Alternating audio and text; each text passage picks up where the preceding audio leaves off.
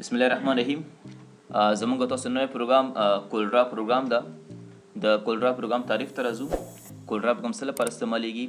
د کولډرا پروګرام د خلاصون نوم چې ده، په کوم طریقو کولډرا پروګرام خلاصولی شو، همدارنګه کولډرا پروګرام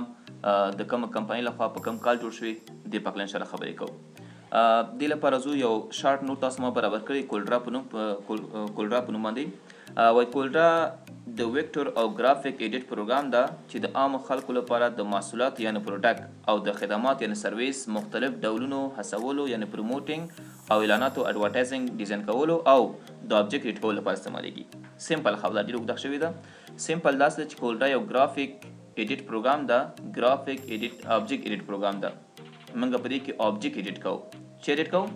آبجیکټ ایډیټ کوو. دا موږ سره یو ګرافیک آبجیکټ پروګرام ده چې دې په واسطه موږ کولی شو خپل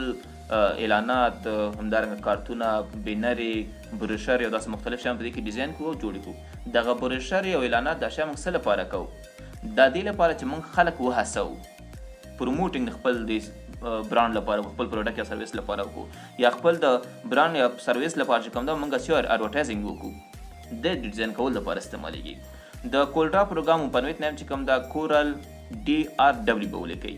یو ای ته ریموف کېږي نو کورل DRW به ولیکئ. په کولډرا کې یو لفظ، یو لاتیني کلمه، یو لغات، یو توری ده چې هغه ډېر مشهور ده، هغه د ایکس توری ده. ایکس په لاتین کې لسو ته وایي. ایکس مساوي کېږي سره لس سره.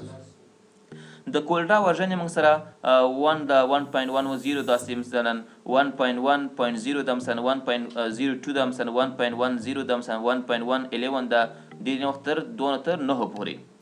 دا ورژن یې موږ سره وي. بیا د X1 نه واخله تر X2 پورې دا ورژن یې موږ سره وي چې دا بل موږ سره کولډرا 2019 ده چې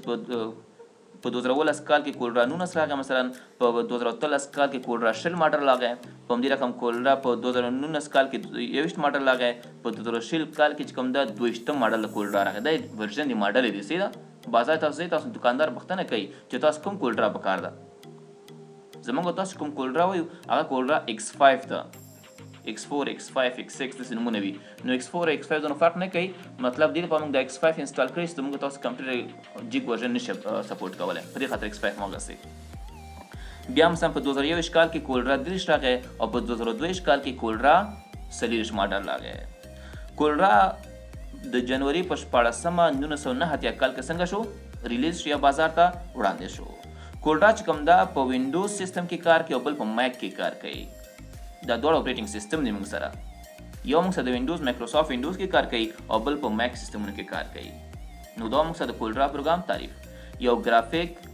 آبجیکټ ګرافیک پروګرام ده چې دې په واسطه موږ کولی شو بروشرې، اعلانات، همدارنګه بینرې، مختلف شیان، کور پیجونه، دا شیان پکې ډیزاین او ایډیټ کوو. کولډرا موږ سره فری هینډ پروګرام ده. یو مایکروسافټ ورډ چې دا شیان موږ ورډ کې هم کولی شو، خو ورډ پروګرام موږ سره فری هینډ نه ده. ورډ پروګرام کې یوازې دغه ځای کې موږ کار کولی شو، د دې ساحې نه بهر موږ کار نشو کولی.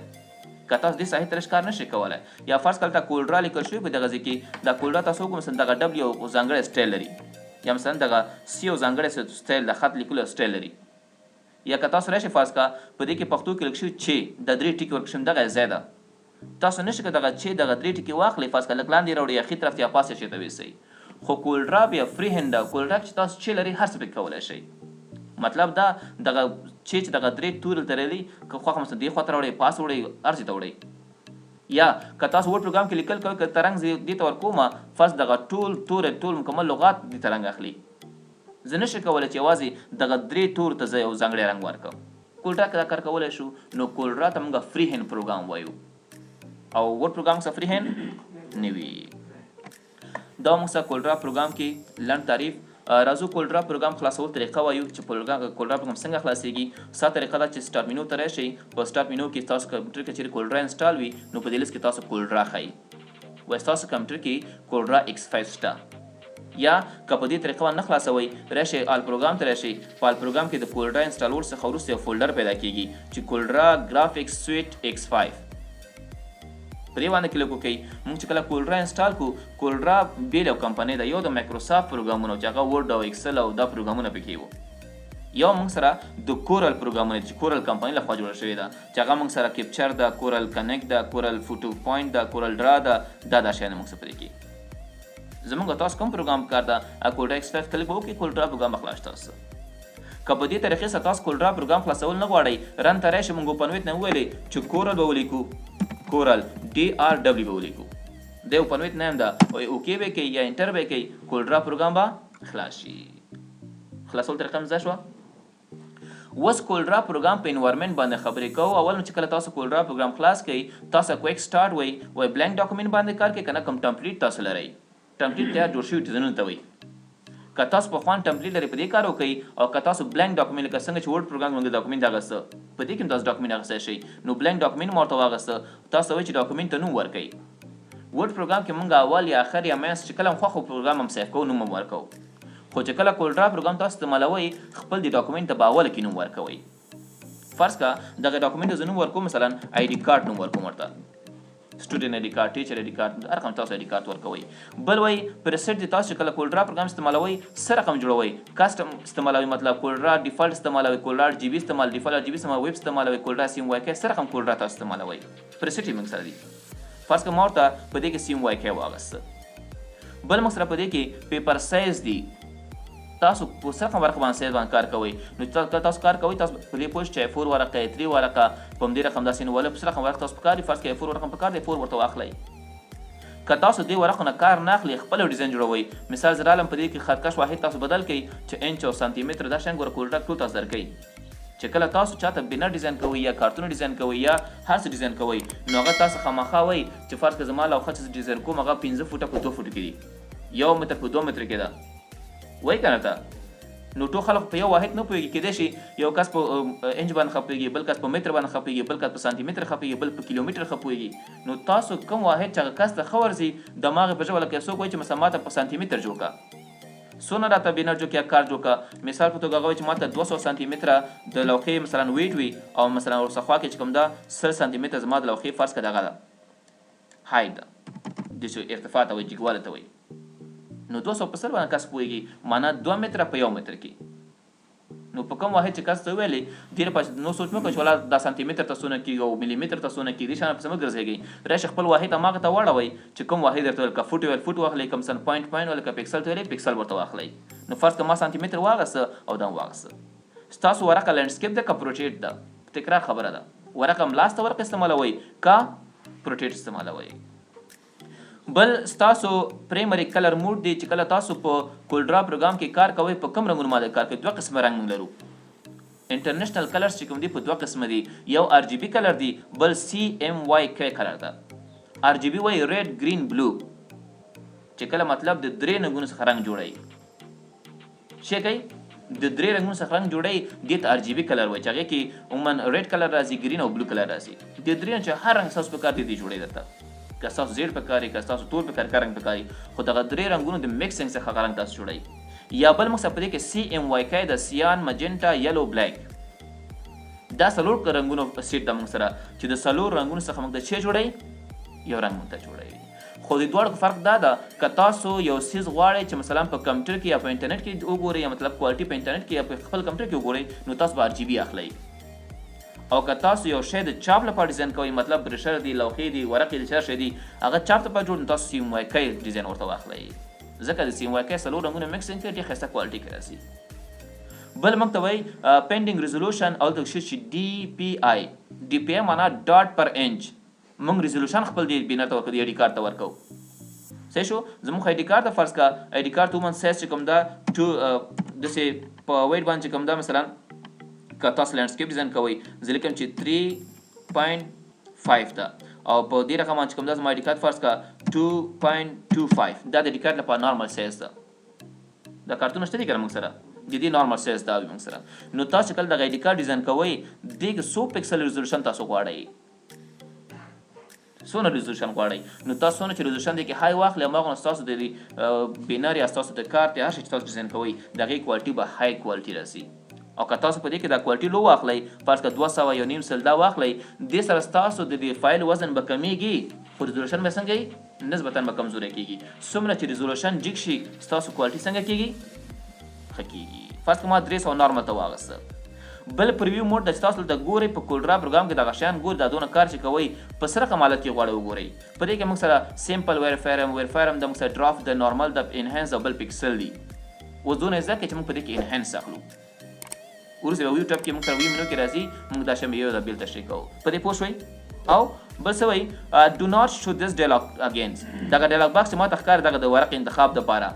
دا ته ارزه لوښی کو نښی چې کله هم تاسو کولډرا خلاصوئ دغه ډایلاګ باکس به تاسو اتومات ښکاره کېږي او که دا ټیک مارک ختم کړئ ټیک مارک ورکړئ نو مطلب آینده چې کله تاسو کولډرا پروګرام خلاصوئ دا به څنګه کېږي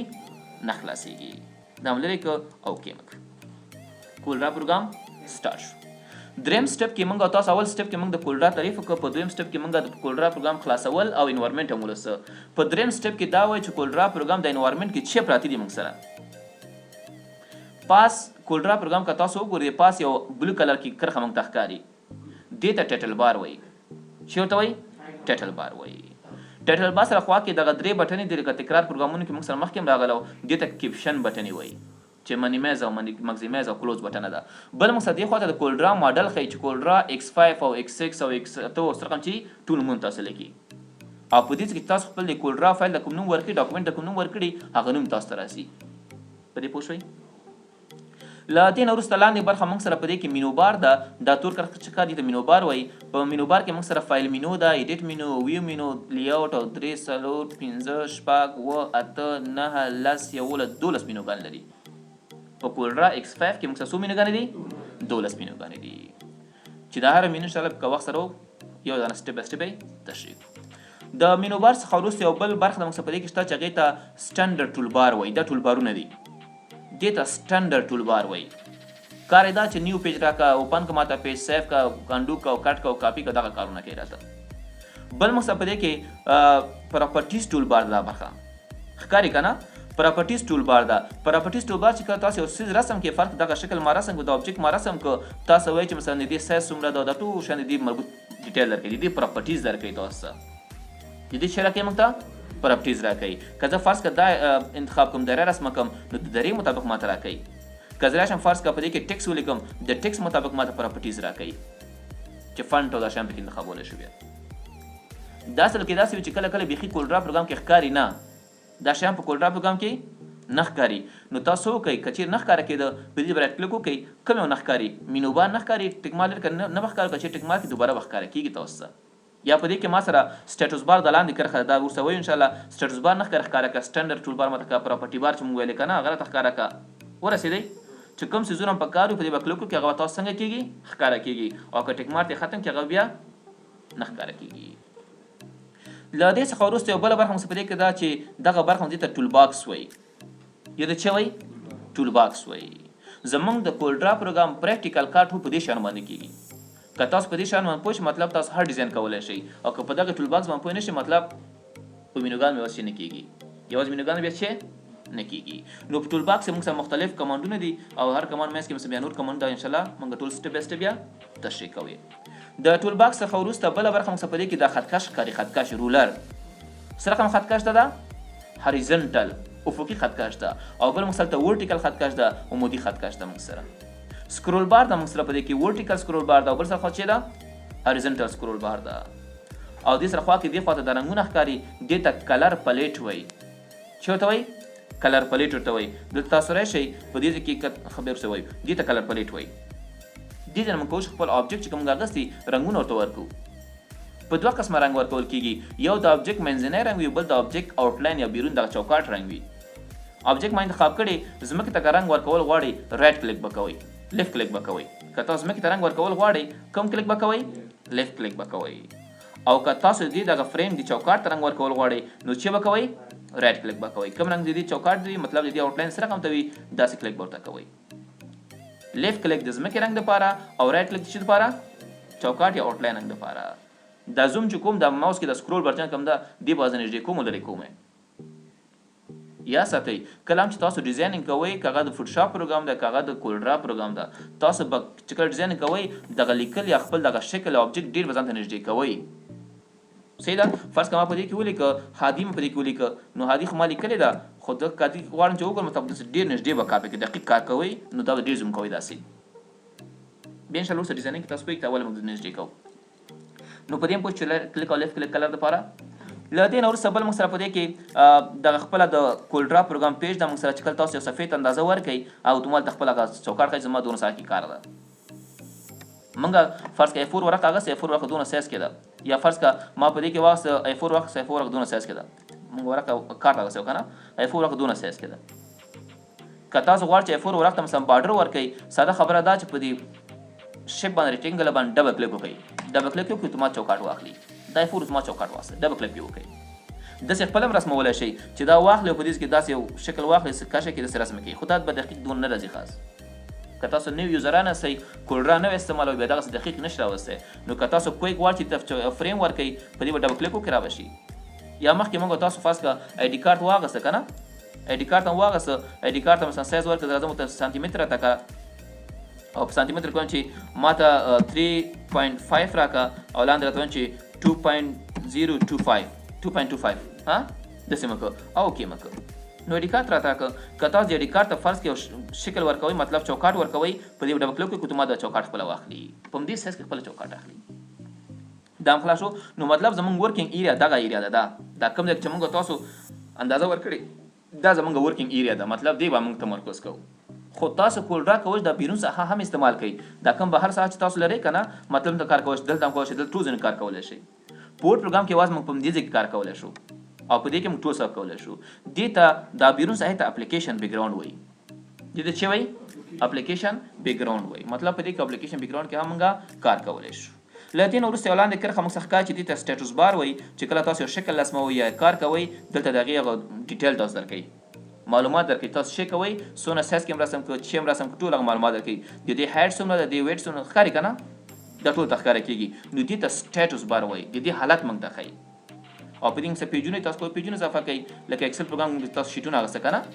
په دې کې پیجونه اضافه کولی شئ فرض کړه یو دفتر کې تاسو کار کوئ په یو پیج کې تاسو آی ډي کارت جوړوئ په بل پیج کې فرض کړه تاسو بینر جوړوئ په بل کې مثلا تاسو په سوشل میډیا لپاره جوړوئ یا دا مختلف شیان په دې کې ډیزاین کوئ تاسو نو دا موږ سره په دې کې د کوډرا پروګرام انوایرمنټ څخه څنګه شو